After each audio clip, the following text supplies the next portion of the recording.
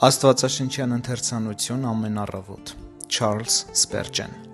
Նոյեմբերի 12 Ձեր հավատքի փորձությունը Առաջի Պետրոս 1:7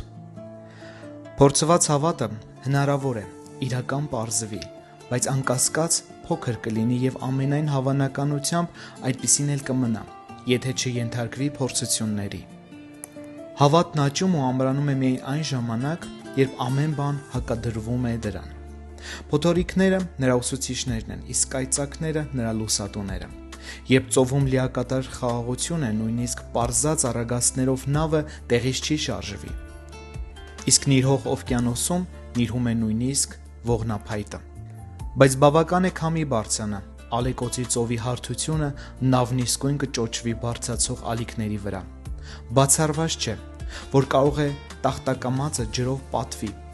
որ քամուց փքված առագաստների պարագայում կայմը կճկվի ու կճռճռա։ Բայց հենց այդ ժամանակ նավը վստահաբար կուղևորվի դեպի Բաղձալի նավահանգիստը։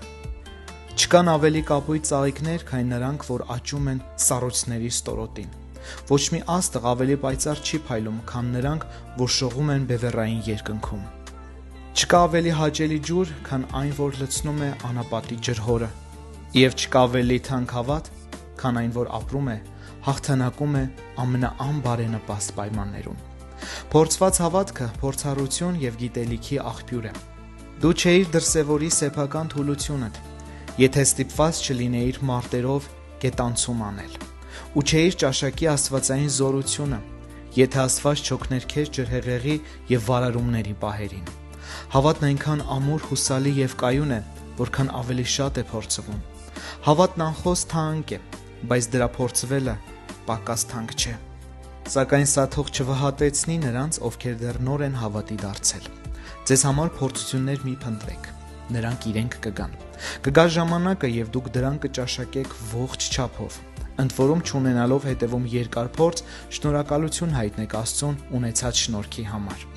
Փառք տվեք նրան սուրբ վստահության համար, որին հասել եք։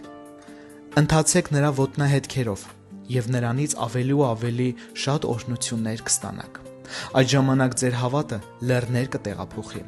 և կհաղթահարի ցանկացած արգելք։ Եղեք օրհնված։